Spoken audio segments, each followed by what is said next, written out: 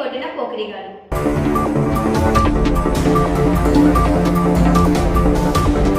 పోకిరిగాలను పట్టుకొని దేహశుద్ధి చేసిన స్థానికులు. పోకిరిలను కీసర పోలీస్ స్టేషన్ కి తీసుకెళ్లిన పోలీసులు. కుషేగూడలో ఆగడాలు మారకముందే కీసర పోలీస్ స్టేషన్ పరిధిలో నాగారం మళ్లీ వెలుగు చూసింది. మైనర్లకు వాహనాలు తల్లిదండ్రులు ఇవ్వడం వల్లే ఇలాంటి రోడ్ యాక్సిడెంట్లు చేసి పారిపోతున్నారు. 2 పోకిరీలు పరారు కాగా ఒక్క పోకిరిని పట్టుకొని స్థానికులు దేహశుద్ధి చేశారు. కీసర మండల మాజీ ఏపీపీ ముప్పు రామిరెడ్డికి తీవ్ర గాయాలు, రక్తం కారుతుండగా తక్షణమే ఆసుపత్రికి తరలించిన వైద్యులు చికిత్సలు అందిస్తున్నారు. ఇలాంటి పోకిరీలపై కఠిన చర్యలు తీసుకోవాలని స్థానికులు కీసర పోలీసులకు మొరపెట్టుకున్నారు.